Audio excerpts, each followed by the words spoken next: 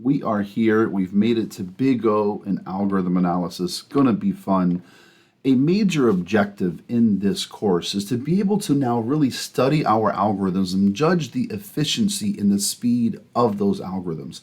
Thus far, we've seen many problems. We've looked at this maximum number of ones. We've compared linear search and binary search. We studied that sorted list matching problems, as well as many other smaller algorithms on linked lists, even using recursion. What we have not done is really more formally speak about their efficiency. Sure, we've said this one is O of n or O of log n, and we've said that O simply means worst case scenario of running time, but now we actually get to do that more formally, and this is a major objective of the course. We will begin to use order notation to approximate two things about our algorithms: how much time they take, also how much memory space they use. Both of these are important, but more of the focus at the beginning is going to be on their running time. It's important to note that it's nearly impossible to figure out the exact amount of time an algorithm will always take. Why? Well, each algorithm gets translated into smaller and smaller instructions, which are ultimately just machine level instructions, zeros and ones that are run on a computer. And there are so many different computers available, different processors, the memory that they have. So we can't say the exact running time, but what we can give is an approximation.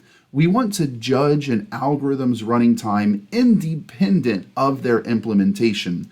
So rather than figure out the exact running time, we want an approximation. And this approximation is known as a Big O approximation.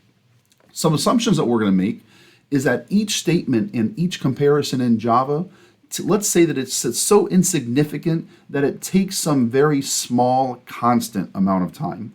Also, most algorithms have some type of an input. You think of a search algorithm to search over in a list or an array. That would be the input. That array could be super huge. What is the running time of linear search on that array versus binary search? But it's based off of that input.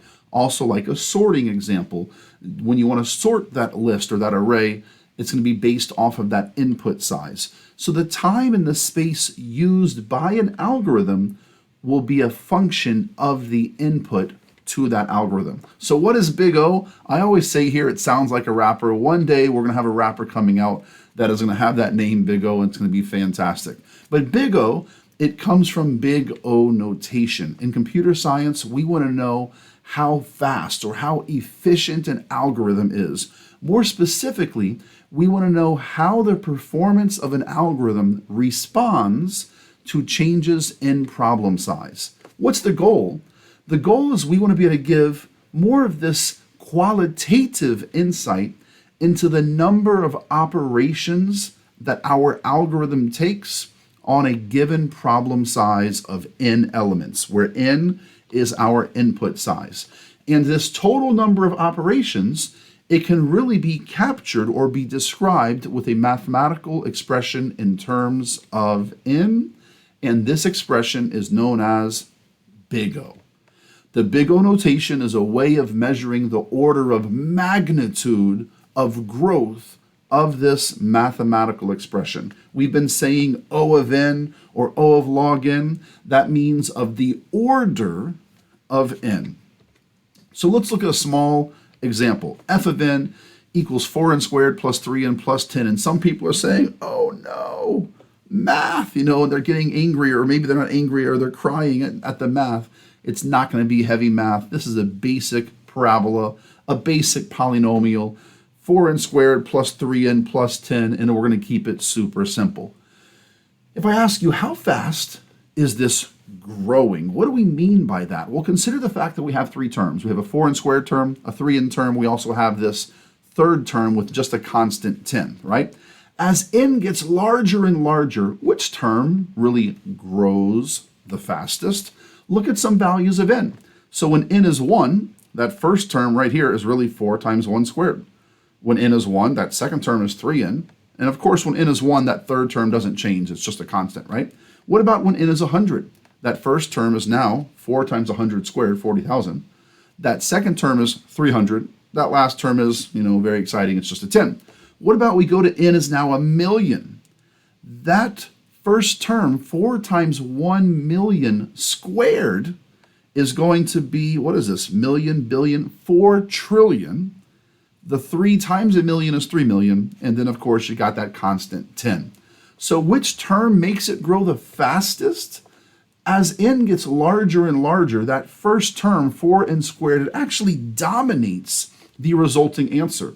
Look at this, f of a million, you get 4 trillion, 3 million, and 10, right? I think everyone's okay if I say f of a million, right? Here, given this function, even if you don't remember detailed rules of algebra, you probably recall you can put a value here for n, and then you substitute it wherever you have an n. So given this function, if I say, what is f of 5?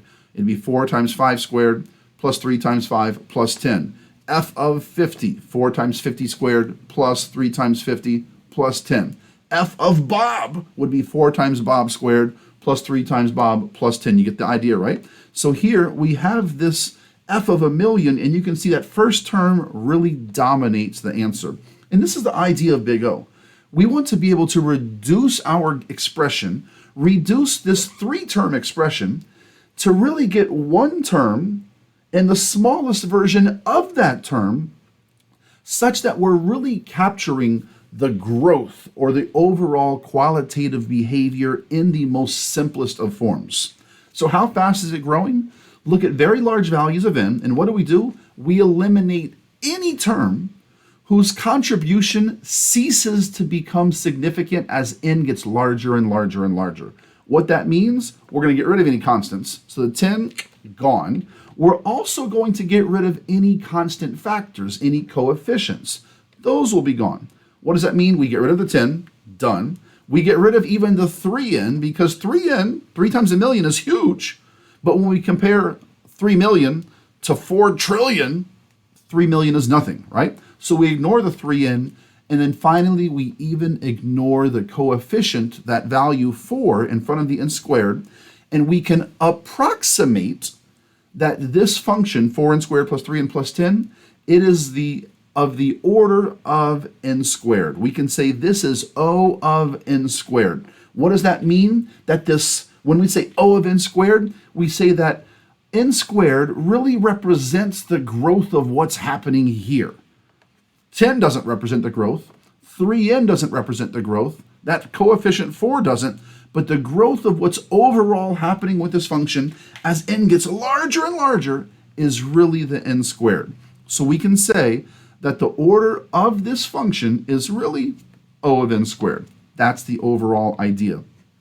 I have some more examples before we get more into the details here.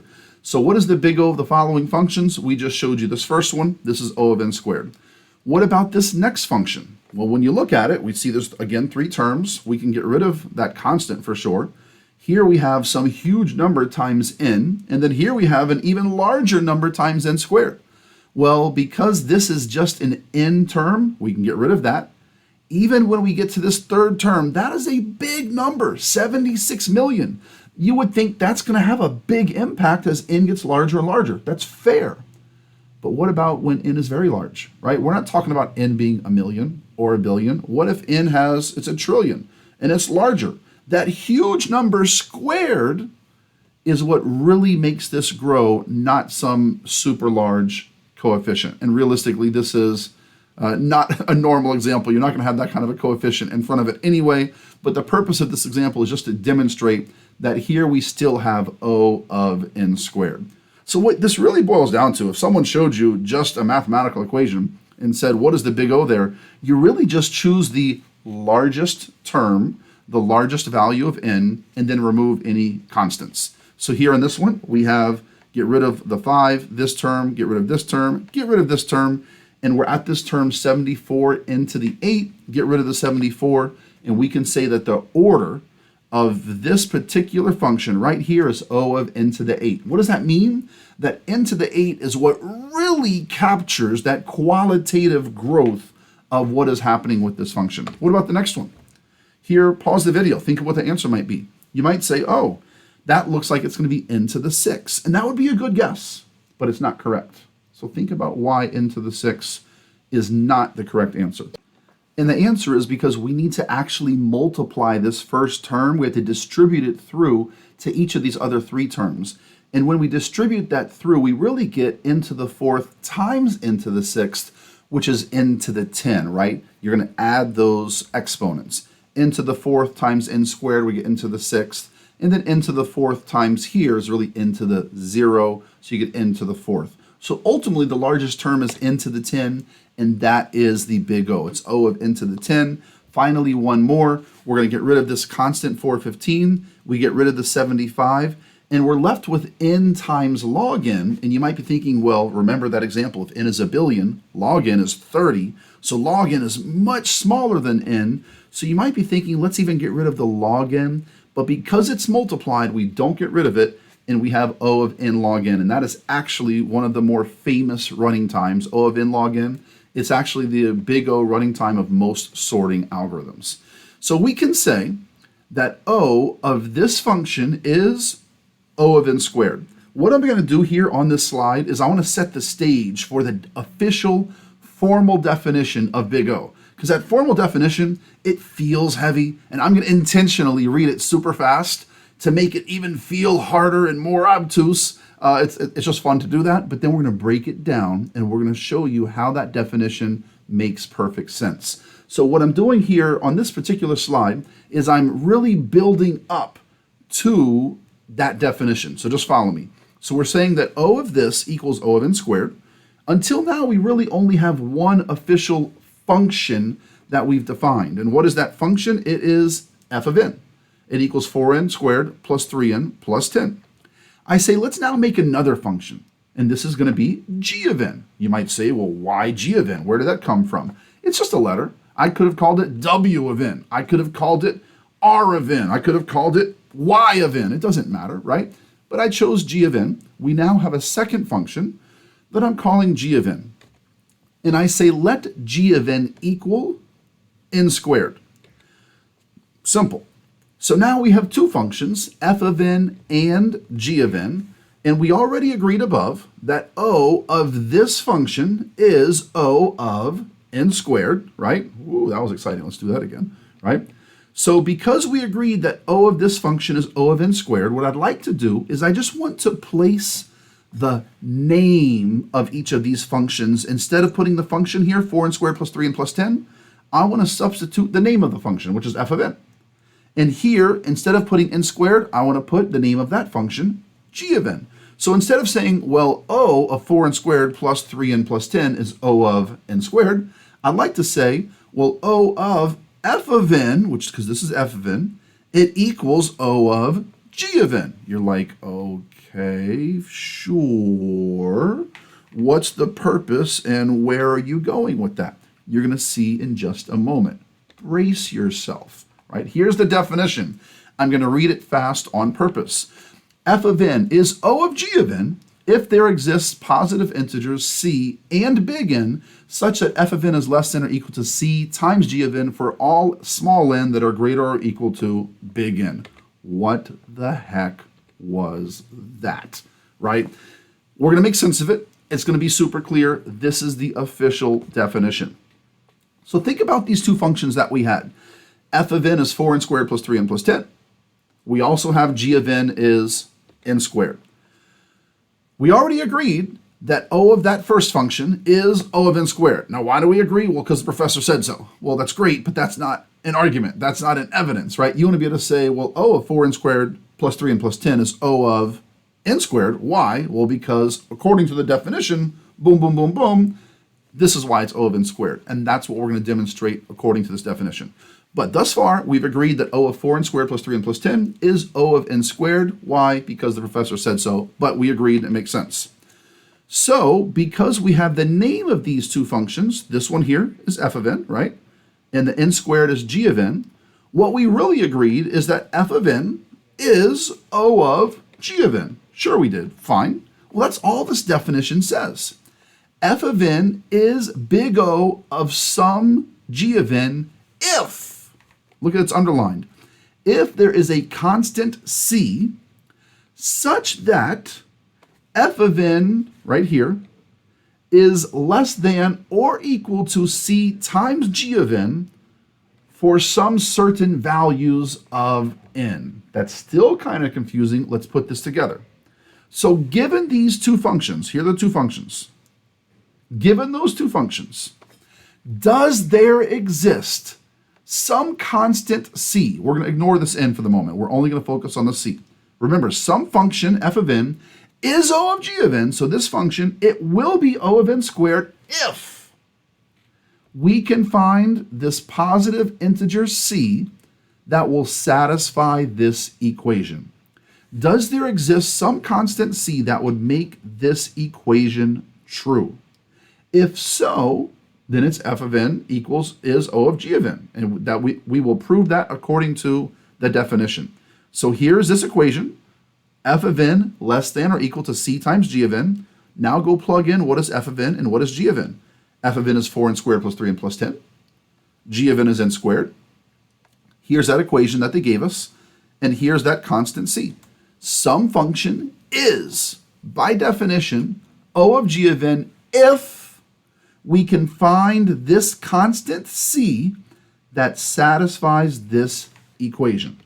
So what we're left with is just go find that c. Can we find that constant? And what we're really looking for is the smallest integer c that makes this true. So here's the actual presentation of the problem. Given our two functions, 4n squared plus 3n plus 10, the other function g of n is n squared. Sorry, it's n squared. Given those two functions, find a constant c, here's that c, right? Here it is right here, such that this equation is true. Now, you might be, one more time, you might be wondering where that equation come from. Well, it comes right here. It's in the definition. F of n is O of g of n if we can find a constant c such that this equation is true. F of n less than or equal to c times g of n. Here's your f of n less than or equal to c times g of n.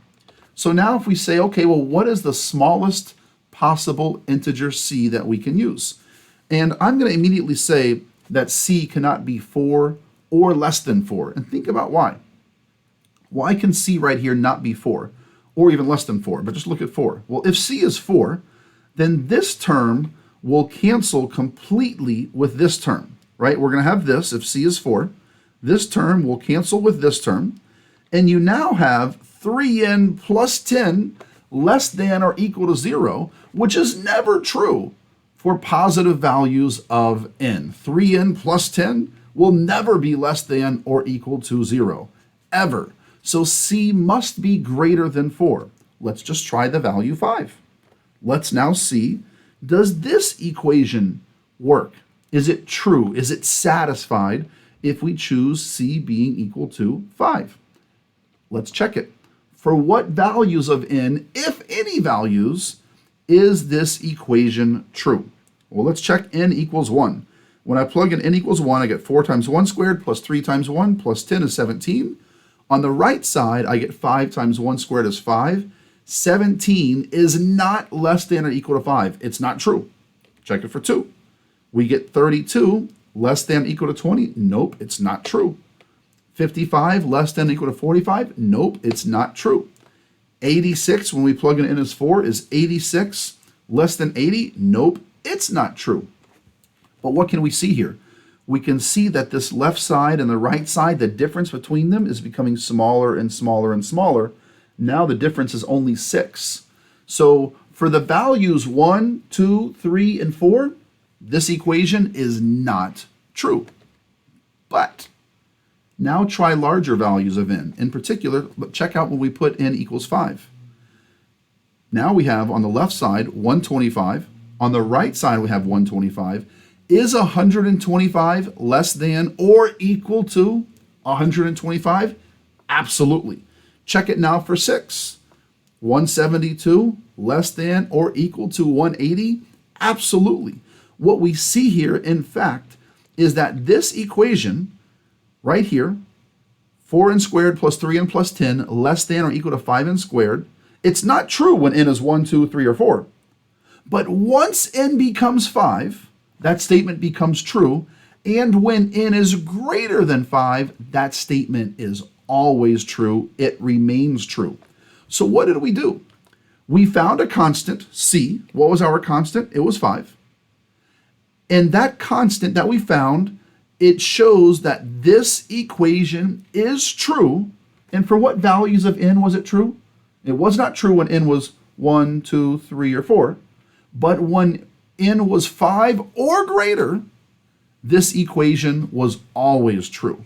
And guess what? That's actually our big N, right? So f of n is O of g of n per our definition because we found a constant c, which was 5, right? And we also found this big N constant. What is that big N? I'll explain it again. Such that this equation is true for all values of n that are greater or equal to 5. This equation was true for all values of n greater or equal to 5, and that's what that big N is. So guess what? F of n is O of g of n, not because the professor said so, not because it kind of makes sense. F of n is O of g of n per our definition. There exists positive integers c and n. In this case, it just so happened that c and n were both 5, such that f of n is less than or equal to c times g of n. And I say, who actually got that? I don't know. You tell me. But what we can take from this is what? That big O is super easy? No. But what we can take from this is that c times g of n is really an upper bound on the value of f of n, right? Because we had this function f of n, 4n squared plus 3n plus 10. And c, our c was 5. 5 times n squared, that was really an upper bound. Meaning once n was 5, that left side of the equation was always smaller than the right side. So c times g of n is an upper bound on the value of f of n. It represents the worst possible case scenario running time of that given function. The number of operations is at worst proportional to g of n for large values of n. So summing up some of the basic properties of how you go through this, if you have multiple functions added together, the fastest one determines their order. Multiplicative constants do not affect the order. You remove the constants. If you have multiple terms that are actually multiplied together, you need to first multiply, distribute those values, and then see which is the largest. Once again, in the slide, page 26, I put those same examples. Just when you're reviewing, you can go through this and see them again, make sense of them again. I'm not going to recover them here. Feel free to rewind the video and look at them again. So here are some common orders, some big O running times. We have O of 1, we have O of log n, all the way through O of n factorial. And let's talk about these because these are some of the more famous running times. What does O of 1 mean? It's called constant time. But what does this constant time actually mean? It does not mean that the operation, that the amount of time is only one operation or one unit of time. What it does mean is that the work does not change as n changes. It's known as constant work. An example would be, given an array, the array could be 1 billion elements long, and the array is sorted, find the smallest element. Well, it's always going to be at the beginning of the array if it's sorted, in ascending order. So it doesn't matter if the array is size 10, size 100, size 1,000, or size billion.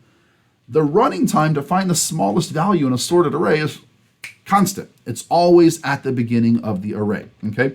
So this would be an O of 1 algorithm, constant time. It doesn't mean it takes only one operation. It means that it's a constant amount of work, and the work does not increase as n increases. What is O of n?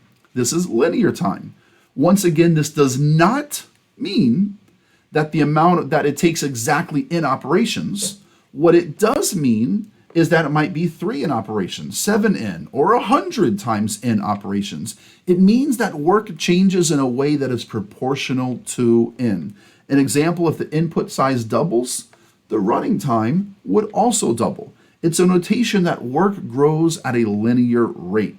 And for most algorithms, we can't do better than this. For most, we've seen better. Binary search, log n, we're coming to that in a moment. But in general, you're not going to usually do better than O of n. And O of n is usually what we're aiming for on many algorithms. And the reason I stay here, because normally given some problem to examine some data and do something, you normally have to look at all of the data at least one time, which means you will have traversed or gone over all of that input, and therefore you're left with at least O of n. What is O of n squared? It's quadratic time. If the input size doubles, maybe the running time increases by a factor of 4.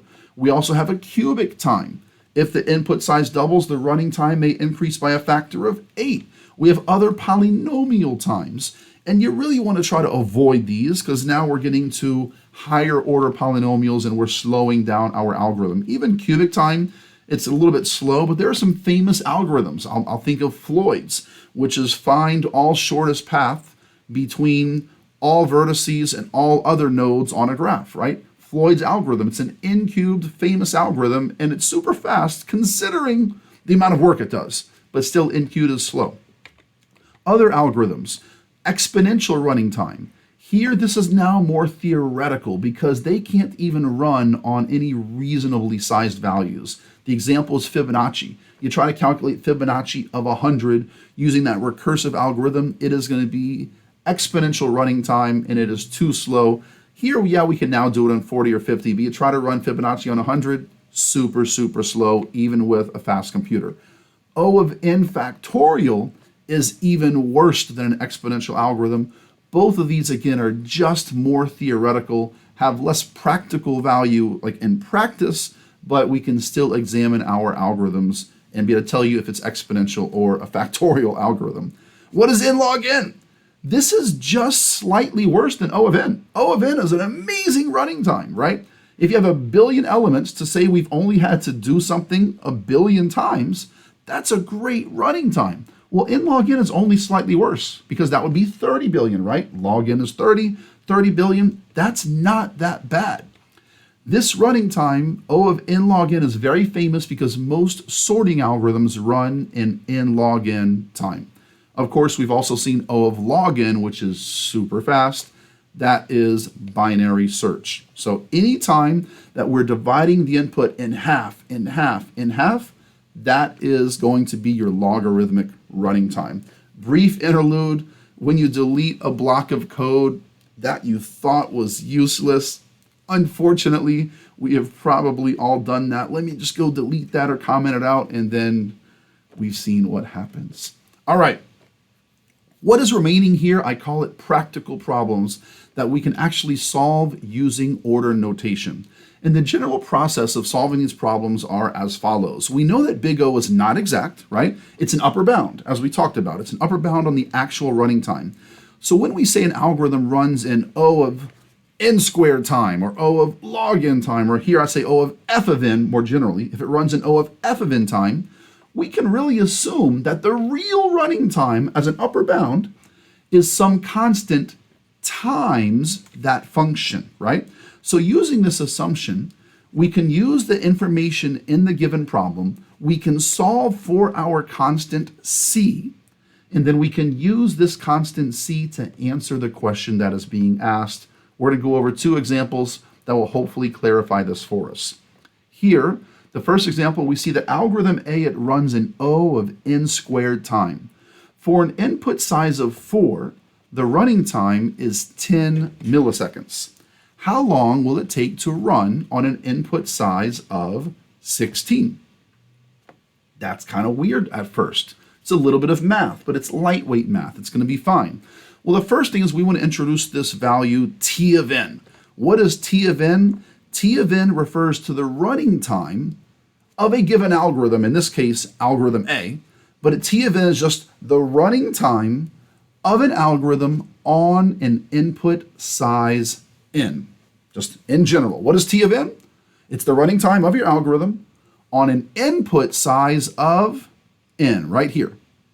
Now, I'm also telling you that T of n on this particular example is going to be c times n squared. You might be thinking, well, where'd that come from?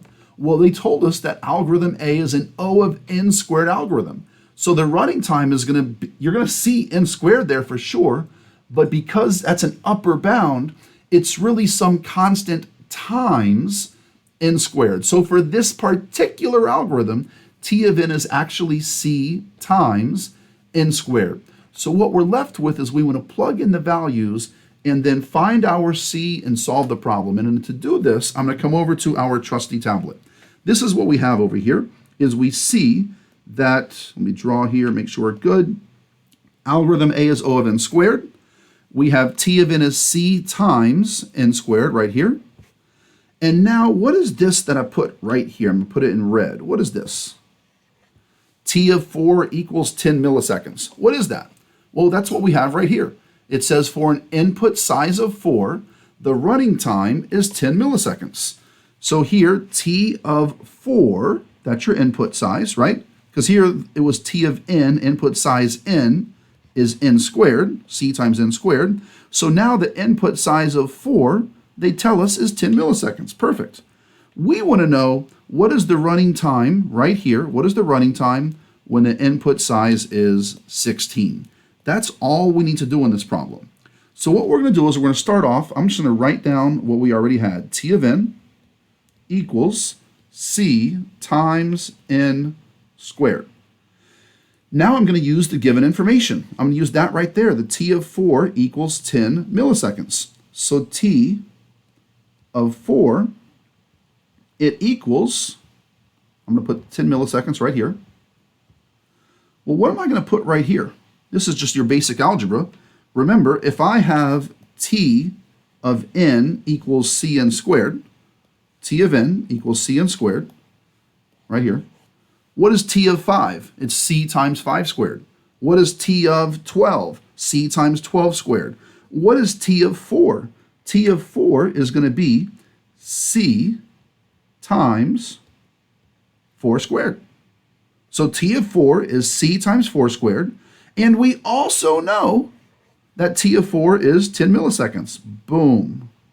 We have an equation. So now we get C times 16 equals 10. And we have solved our constant. Our constant is C equals 10 over 16. Perfecto. Great. What do we do now? We need to solve the actual problem. What is the problem?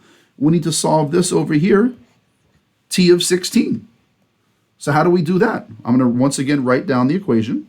T of n equals C times n squared. And we need to now solve T of 16. What is T of 16? It's going to be C times 16 squared. But guess what? We know what our C is. We know that C is 10 over 16 times 16 squared, right? And so now, let me even put here a 1, just so we can see that's 16 raised to the 1 power. So one of these will cancel with this, and we're left with really 16 to the 1. And so what we're left with is T of 16 equals 10 times 16, which equals 160 milliseconds. That's how we solve it. It's not that bad, but it does take some practice. In fairness, it absolutely does take some practice. I wanted to solve it over there on the actual tablet because this is my recommended way of solving it, where you divide your page in half and you first find your C and then you actually solve the problem. So now we can come back to the slide and just show it the same thing on the slide. T of 4, C times 4 squared, which is 10 milliseconds. We calculate our constant C, 10 over 16.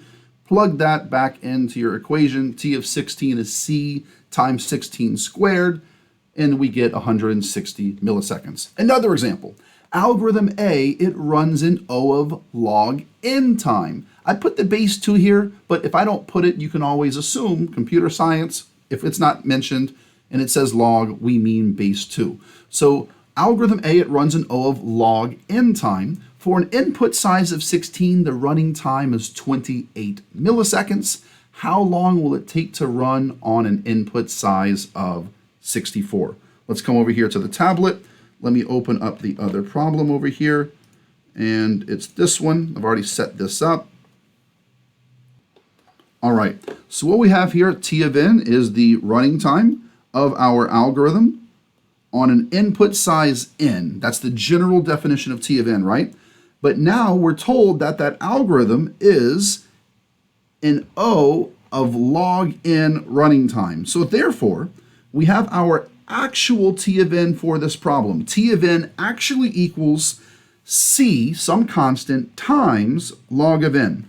We were given, we said for an input size of 16, the running time is 28 milliseconds. So how do we now solve and find our C? We can say T of n, we know it equals C times log of n. And now we can say T of 16, it really equals 16 times, it actually equals some constant C times log of 16, which we know equals 28 milliseconds. So now we're just left with this equation. We got to solve it. Well, what is log of 16? As a reminder, because it's been a minute for a lot of us, how do I solve log base 2 of 16 equals x? Well, you just have to remember what that's really asking you is it's saying what is 2 to the x equals 16? What is this value x that makes that's true? 2 squared is 4, 2 cubed is 3, 2 to the 4th is 16, and so therefore, because 2 to the 4 is 16, we can say that log base 2 of 16 is, and we put the 4 right there. Hope that makes sense.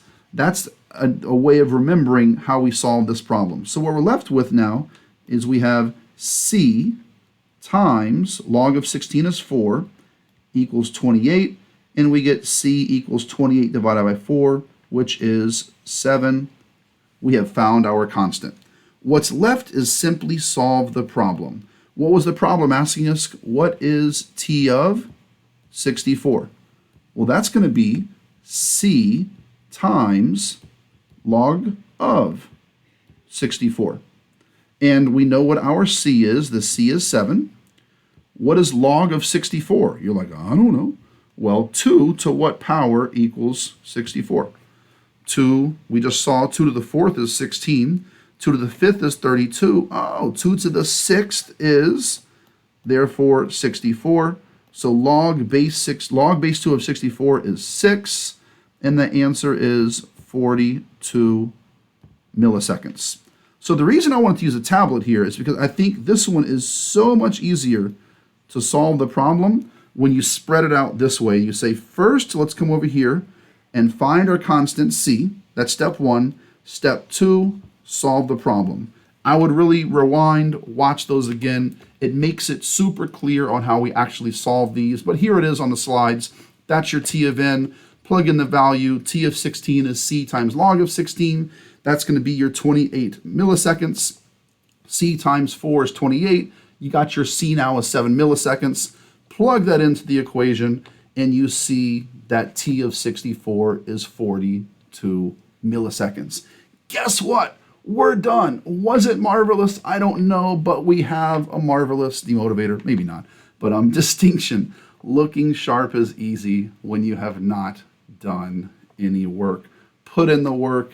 That's a great demotivator. That's horrible. Looking sharp is easy if you've not done any work. As always, it's been fun. Leave a comment, ask questions. Take care, everyone.